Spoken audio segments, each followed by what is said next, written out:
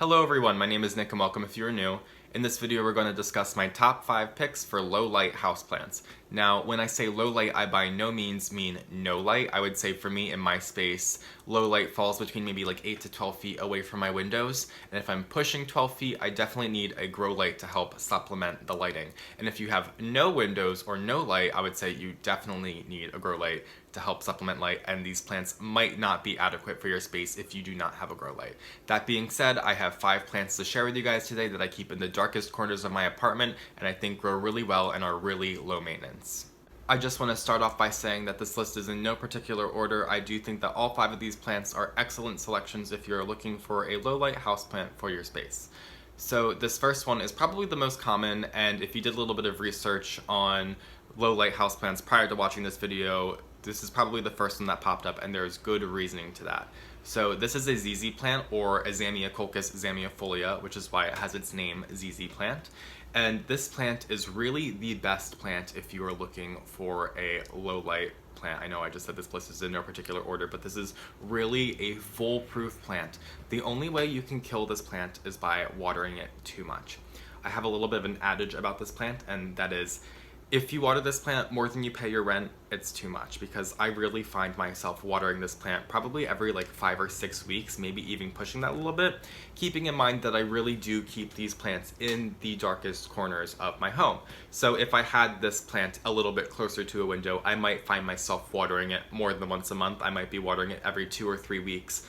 But as these are in the darker corners of my home, I am very hands-off. In fact, if I watered them a little too much, they would rot, and that's why we do not water these plants often. We aren't really able to see here because they're all under the soil, but these plants have these tubers that almost look like potatoes growing out of the soil, and that's where they store all of their water, as well as in these thick stems and thick leaves. So this plant does not want to be watered very often. In fact, if you do water the plant often, as I had mentioned, those tubers will very quickly rot and they'll almost become like a water balloon and pop, and it's very gross and you don't want to deal with it. So to avoid that, you just really do not water this plant often at all. This is really the only plant if people come to me at the shop that I work and they're looking for a house plant that is for a space with maybe no windows. This is the only one I feel comfortable recommending to them, and I do harshly remind them that they are not going to be watering this plant often whatsoever. There are a few more cultivars of this plant coming up, which is great because when I first got into houseplants, this was the only plant that I knew as ZZ plant, and now there are a few different choices. So there is a small version called a Zamicro ZZ plant, which is just like smaller leaves and smaller stature. There's also the Zenzi, which is more of the bonsai or like squat version of ZZ plant, and probably the most popular on the market right now, and a little bit more expensive, I will say, is this ZZ Raven right here, which is the black leaf ZZ plant. So it's loved for its black foliage, which is going to be a little bit shiny with the light that we have supplied today. And you can see the new growth comes in this wonderful light green, very similar to a standard ZZ plant, but you can see it's just starting to now kind of get some black edges and black dots to it, so it's going to start filling out that black color as it hardens off and matures. So a really wonderful plant. I actually have this black ZZ plant growing directly next to the green ZZ plant that I have right here, and these are both growing on top of my fridge in my kitchen, which is roughly about 8 to 10 feet away from a south-facing window. So these plants are in a bright room, but they are by no means in a bright space. They are in a pretty dark corner of my home, especially since it's raised up quite a bit since it's on top of my fridge. So ZZ plant is definitely one of the best plants to have in your home. You cannot have enough of these if you are looking for plants for like the darkest corners in your home. This is the plant you want. You just gotta remember, don't water it more than you pay your rent. My second pick for my top 5 low light houseplants is going to be Ctenanthes. So this right here is a Ctenanthe Burley Marxii, and they more commonly refer to this plant as a fishbone prayer plant from the wonderful fishbone patterns that you see on the leaves. And something I really adore about this plant is the lovely shades of purple that appear on the back sides of the leaves. As I said, fishbone prayer plant, this plant is related to prayer plants. However, if you are more familiar with like Marantas and Calatheas, which are the more common prayer plants you'd see, Marantas are like the red vein prayer plants, or the most common Maranta would be the red veined prayer plant. So those plants to me are a little bit finicky, and they're not my favorite in sense of their behavior. They're one of my favorites in terms of their looks because they're beautiful. We all love them for their looks, but their behavior kind of cuts it a little bit loose for me. However, I would say Ctenanthes have a much more easygoing behavior when it comes to the prayer plant world. While the rules are still true that these plants prefer high humidity and you should definitely be using distilled water on these plants to prevent fluoride burn, I have to admit I do not use distilled water on my Ctenanthes or my prayer plants in general. I'm very lazy when it comes to that. I have too many plants to be dealing with that. Maybe one day I'll just stock up on it, but for right now, I am using tap water on my plants, and sometimes I let it sit out overnight, but that doesn't take care of the fluoride, it takes care of the chlorine. But as you can see, the tips of these plants look phenomenal. Normally when you buy Ctenanthe Burleymarksii, they're like full like crowns. I did not purchase this one this way. I bought this one as like a small plant 2 years ago, and it's grown, you know, about double the size since I purchased it, I would say. That's why this plant is a little bit more compact than ones you might see if you are shopping for one in a store. But I adore this plant. It's incredibly easy, especially for a prayer plant, as I had said. And I honestly just water this plant like every week or two, and if I find that my leaves are a little curled up, maybe kind of how this one leaf is curling up down here, I know that this plant is not well watered and I should really give this plant a good soaking. In fact, if you're giving this plant a little too much light, since this is a low light plant, you will know because the leaves will curl up just like this leaf is right here. This leaf right here is just a little tired and probably gonna fall off soon, and that's why it is curling up, but you can see the rest of this plant looks very healthy, and I very much love this plant. It's just such a beautiful one. There is a newer Ctenanthe that I have more recently that I've seen pop up at the market in the past year or so. This is called Ctenanthe setosa. So this is a really similar looking plant, as you can see with that leaf venation, but it's a little bit more muted. It still has the wonderful purple on the back, and this one is a little bit more upright. As you can see, I believe Ctenanthe Burleymarksii is going to stay very small and compact, while this Ctenanthe is the one that's going to get kind of wild and all over the place, similar to a Stromanthe would if you were to let that one get a little bit overgrown. So same with my Ctenanthe Burleymarksii, I just keep this plant moist. I have it in a darker corner of my home.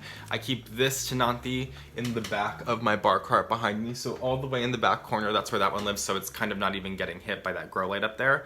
And then my Ctenanthe Burleymarksii I keep in the top level of my shelf in my bedroom, so that one is also not getting hit by a grow light, and they are growing phenomenally. And at least my Burleymarksii I've had for a long time. I can't really speak for the setosa, but so far it's given me a few new leaves, and I have to say I'm loving this one just as much as I'm loving my Ctenanthe Burleymarksii. My third pick for my top 5 low light houseplants has to be Dracaenas. So this one right here is Dracaena Janet Craig. This is probably my favorite Dracaena that's on the market because I love how green it is. It's got this nice green stem that almost looks like bamboo, and then it's got a lovely tuft of green foliage up here that's very deep green and just isn't really calling attention to it. Dracaenas are probably the largest available plant that I'll be talking about today, so this is a really excellent plant if you're looking for a corner to fill that's very low light. I keep this one in a very dark corner in my home, and they're very compact, as you can see. This one is actually a rescue, so it was 4 canes in the pot, but it came in very cold damaged over the winter time, so I pulled out the other 2 canes, and I have these 2 beautiful ones left, so I'm rescuing this one, and it's doing very well after about 9 or 10 months in my home. So the one thing I love about Dracaenas is how low maintenance they are. I water this plant pretty similarly to my ZZ plant, so I'm watering it like every 5 or 6 weeks if I'm being honest, keeping in mind it's in a very dark corner in my home, and it's also in a plastic nursery pot, so it's not holding on to water as much as, say, a terracotta pot would. Another thing about these plants is similar to the Ctenanthe that I talked about earlier, they don't like fluoride. So if you can use distilled water on these plants, they would definitely prefer it. They will get fluoride burn on the tips of their leaves and maybe even the sides a little bit. However, I am watering this plant so minimally that I, once again, do not bother using tap water because I have had this plant for about 10 months at this point, but I haven't even noticed any fluoride burn because I've only watered it a handful of times. Dracaenas are very widespread. There are so many different varieties. The 2 most common ones would be the Dracaena marginata, which is the red-edged Dracaena that kind of looks like it belongs in a Dr. Seuss book. And then there's also the corn plant, which is a very thick-trunked Dracaena that has these like strappy green and like yellow striped leaves. It's a very, very common plant. If you look up corn plant, you'll know what I'm talking about. So those are the 2 most common ones that if you were to walk into a nursery or a big box store that you would definitely see, but there are a bunch more varieties on the market that are a little bit more hard to find that you would probably have to go to a smaller owned plant shop to find. There are at least 20 on the market. If you are looking for a large low light plant, I would highly recommend doing a little bit of research because there is definitely a Dracaena for you. There are some with some beautiful lime green colors and some with some beautiful white colors, some with some reds and yellows. There are so many out there, so I highly recommend doing a little bit of research. I swear there is a Dracaena for you. My fourth pick is going to be my variegated peace lily, or my Spathiphyllum Domino. Now, I need to preface by saying I wouldn't consider other peace lilies to be easy low light houseplants, but this Spathiphyllum Domino has been the saving grace for me when it comes to peace lilies. So I have always loved peace lilies a lot. Peace lily was one of the first few plants that I ever purchased when I first got into houseplants about 5 years ago. They remind me of like the family trips I would take to Florida growing up. For some reason, it's just like the one plant that stood out to me. So I used to always buy them and they would die very quickly. So I'm more so referring to the small peace lilies that are sold. They're very deep green. They usually come in with a lot of these spath flowers on them. And then very quickly the flowers go away and the plant kind of just like poops out on you. So I also tried out another peace lily in the past year called Spathiphyllum Sensation, which has been easier than that peace lily, but it still hasn't been a piece of cake. It's still alive, it's still growing okay, but it's just not the easiest plant. However, I saw this Spathiphyllum Domino in work. I've been getting them since I've been working there, but I got this really beautiful one, or a really beautiful batch, and this one was just like really catching my eye all day. So I was like, you know what, I don't know why I'm thinking about getting another Spathiphyllum, because they are not easy. We've never had a good relationship, but this one is just too beautiful. It was a pretty good deal, so I was like, it's coming home with me. And I really just loved the variegation on it. It's just really beautiful.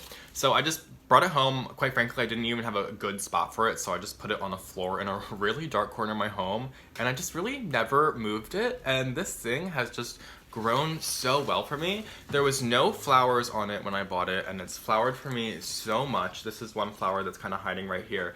But it's put off so much new growth. As you can see, I'm like struggling to have it in the frame right now. It's grown so much.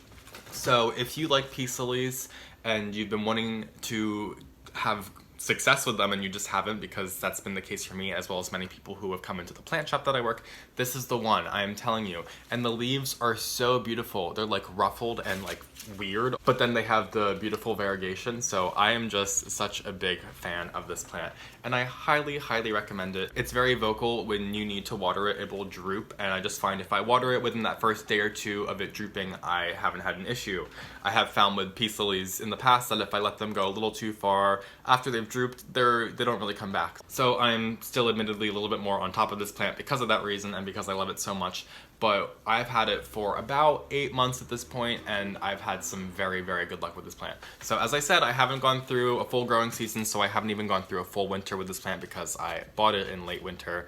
So I can't really speak for sure if this is a easy plant, but you know, from the way it's been growing these past 8 months, I have to tell you guys about it because it is such an excellent low light plant, and I am honestly shocked by how well this plant has been growing.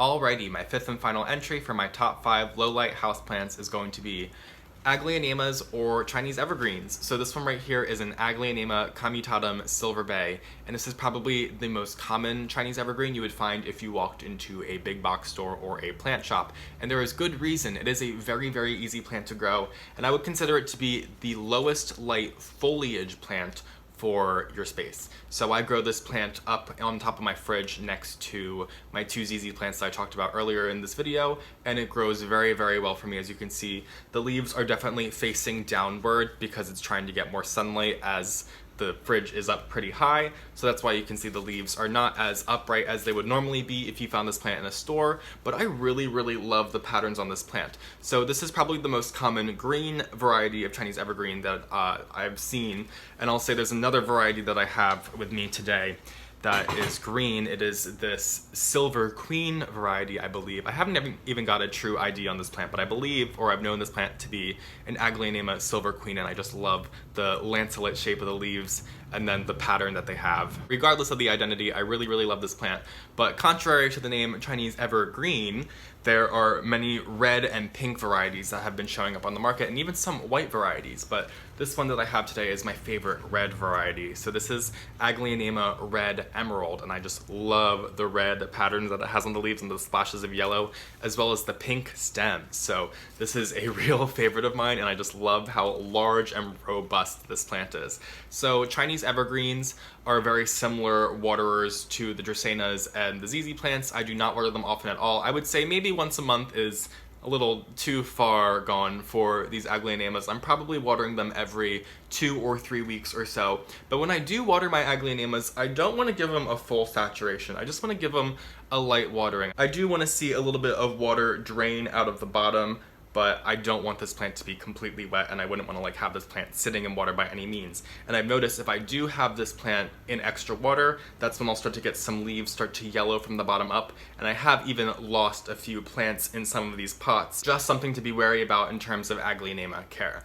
I would say that the red and pink and white varieties might appreciate a little bit more light than the green varieties, so if you're working with a truly low light space, I would definitely push you towards those green varieties. But if you are working with a space that's maybe 6 to 8 feet away from your window, as I have this Chinese evergreen red emerald in, you would be able to get away with this plant. Just be sure not to water it too much or too heavily. Thank you all so much for joining me today to talk about my picks for top 5 low light houseplants. As I mentioned, all of these plants are excellent for low light, maybe not no light, except maybe that ZZ plant. So I hope this helps you fill out some of your darker corners in your home and help you turn your home more into a jungle. If you don't already, follow me on Instagram at Foliage, subscribe to my channel, and I will see you guys in my next video. Have a great day!